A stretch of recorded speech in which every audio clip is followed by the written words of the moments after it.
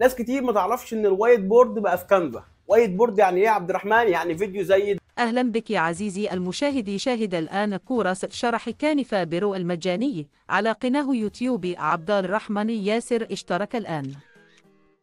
الموضوع سهل وبسيط ومفيش اسهل منه. كل اللي علينا ان احنا ندخل على حسابنا على كانفا. طب ايه، مش هنعمل لايك وسبسكرايب وننزل بالانترو؟ انزل بالانترو.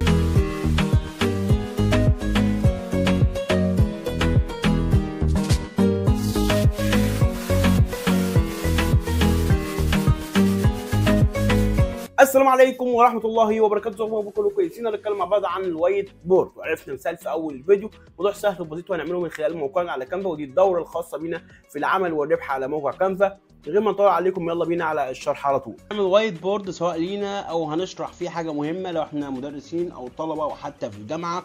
الموضوع سهل جدا. الاول بنحتاج نكريت او ننشئ الصوره اللي احنا هنستخدمها في الوايت بورد، سواء احنا هننشئها من البدايه او حتى هنعدل عليها. فهنروح فوق في البحث خالص ونكتب اللي احنا عايزينه، وليكن مثلا على سبيل المثال انا هعمل وايت بورد اللي انت شفتها في الانترو، وهي عن الكورس. ان انا هعمل نبذه بسيطه عن كورس كانفا اللي نازل على اليوتيوب.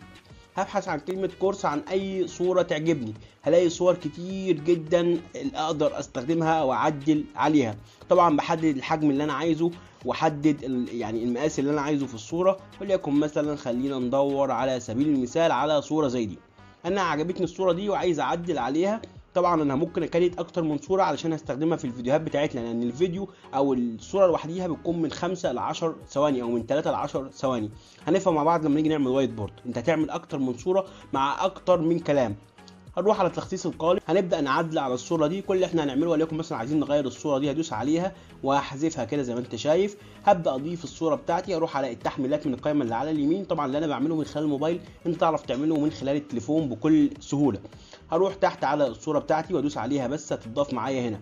هقدر اعزل الخلفيه يا عبد الرحمن. طبعا هدوس على الصوره واروح فوق على كلمه تعديل او على كلمه الماجيك استوديو اللي هو مزيل الخلفيات زي ما انت شايف ظهر لي في القائمه اهي. هدوس عليها تلقائيا من غير ما اعمل اي مشاكل هيبدا يحذف لي الصوره بتاعتي. تمام، شايف حذف لي الخلفيه اهو بدوسه زرار واحده. لما دوست بس على مزيل الخلفيات اقدر اكبر اللي انا عايزه كده. تمام، واحط الصوره بتاعتي بالشكل اللي انت شايفه قدامك ده.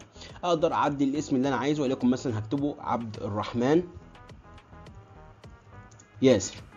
تمام، اقدر امسح الكلام ده او اسيبه اللي انا عايزه. همسحه اخليها هنا كانفا برو، واخليها هنا يوتيوب تشانل.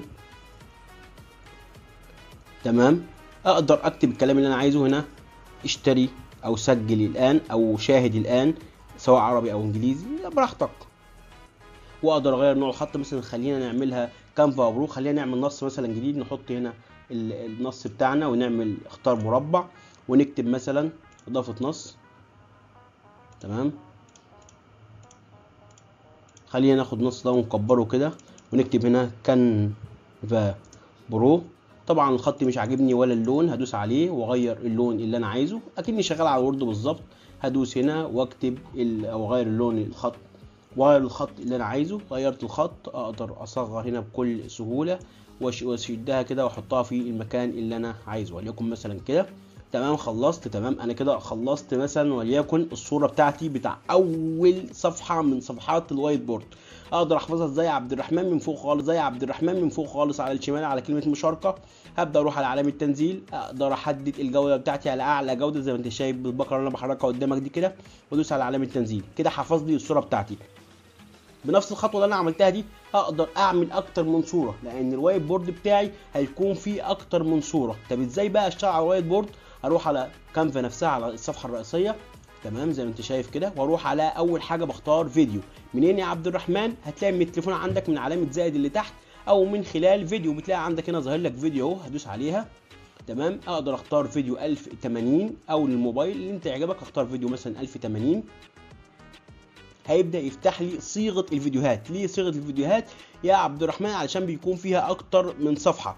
اول صفحه معانا هروح على علامه التحميلات، ابدا احمل الصفحه اللي انا كريتها من شويه. تمام، طب ادوس عليها انا كده في المكان ده واكبرها للمقاس بتاع الفيديو. مش جايه، مفيش مشكله، ممكن اسحبها كده اهو، خدت الشكل معايا. ايقونه الوايت بورد او الايد اللي بترسم سهله جدا من خلال القائمه اللي على اليمين.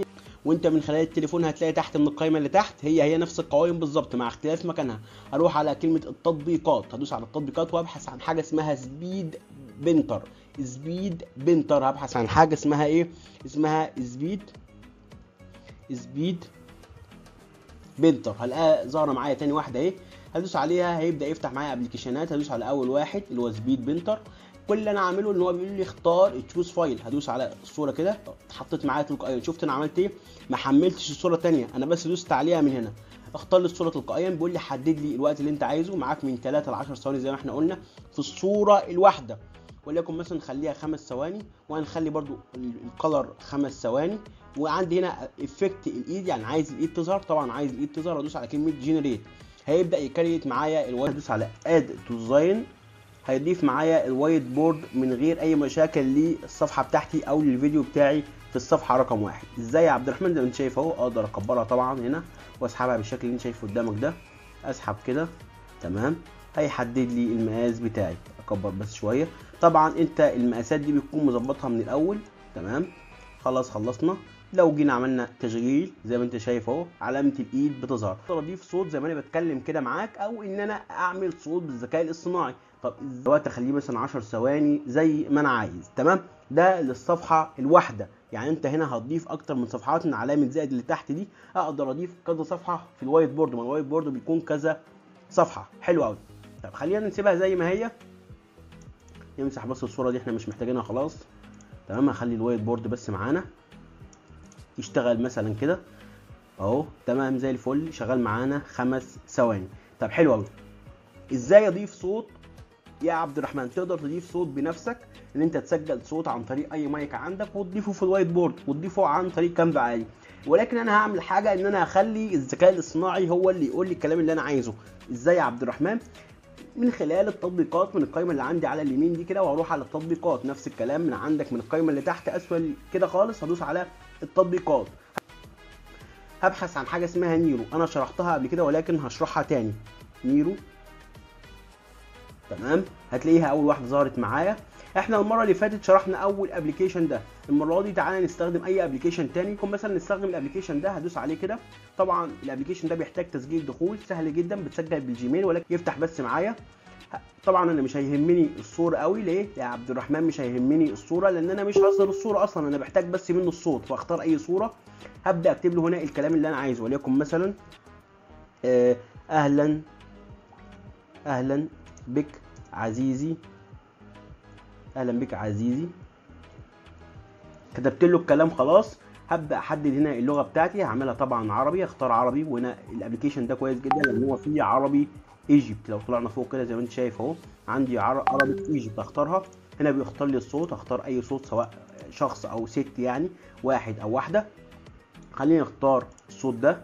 هبدا ادوس على ساين تو جنريت. هو بيقول لي سجل علشان تاخد. هنا هو بيقول لي سجل علشان تقدر تعمل الفيديو ده. هدوس على ساين، بيقول لي الربط، هربط الحساب مفيش مشكله. يو هاف سكسسفولي، سجلت انا في الابلكيشن من غير اي مشكله. تمام، بيحمل بس معايا. بعد ما يحمل هبدا ادوس على جنريت من غير اي مشاكل. خلاص كتبت الكلام اللي انا عايزه، حددت اللغه، حددت الصوت. هبدا ادوس على كلمه جنريت، يبدا يعمل معايا الصوت. هو هيعمل لي فيديو، هو هيكريت لي فيديو، بس انا مش محتاج الفيديو، انا محتاج الاداه دي بس في ان هي تعمل لي الصوت. تمام. أهلا بك عزيزي المشاهد. شاهد الآن محاضرات كانفا برو المجاني على قناه عبد الرحمن ياسر على اليوتيوب. جدا. لو رحنا في اي مكان هتلاقي عندك حاجه اسمها الوضع. يعني ايه الوضع؟ يعني وضع الاثنين دول مع بعض. تم عرفت وضع ظهرت معايا اهو. هبدا اشد دي كده واحطها تحت الايد. تمام، نزلت تحت اهو، يعني هي تحت اهي موجوده فوق دي. طب يا عبد الرحمن سيبك من الكلام ده، انا ما عرفتش اعمل الكلام ده يا سيدي. هروح تاني بس رجعها تاني فوق اهي. تمام، انا ما عرفتش اوصل للوضع دي من التليفون. انا بتكلم الناس اللي شغاله من التليفون. من الكمبيوتر عرفنا خلاص، من التليفون هي برضه هتوصل للصوره اللي فاضيه دي وتدوس عليها هيظهر لك قيمه الوضع. هعمل ايه؟ هدوس على الفيديو وادوس، شايف علامه زائد دي؟ هدوس على تكرار، هتلاقيها ظهرت فوق دي. ايوه عندي 2 فيديو مفيش مشكله، ممكن انزل على تحت ده امسحه، بقى عندي ده فوق ده مفيش مشكله اهو. تمام، اقدر اشغل الفيديو من غير اكبر بس كده معايا. اقدر اشغل الفيديو. طبعا اهلا بك عزيزي المشاهد. شاهد الان محاضرات كانفا برو المجاني على قناه عبد الرحمن ياسر. وبكده نكون عرفنا ازاي نعمل وايت بورد بكل سهوله، ولكن ده وايت بورد صفحه واحده. انت هتكريت اكتر من صفحه، يعني هتدوس على علامه زائد اللي هنا دي وتدوس على اضافه صفحه جديده وتكريت صفحه ثانيه، علشان لما تتكلم يكون كلامك ماشي مع كل صفحه بتشرحها. يعني مثلا وليكن بتشرح مثلا انت كمدرس، مره بتشرح مساله معينه، مره حلها، مره النتيجه مش عارف ايه، وبتكمل الصفحات كلها مع بعض. كده نكون اتعلمنا ازاي نعمل فيديو وايت بورد بالذكاء الصناعي على موقع كانفا. متنساش تعمل لايك وسبسكرايب وكومنت برايك، ولو عندك اي سؤال او اي حاجه في الكومنتات تحت. سلام.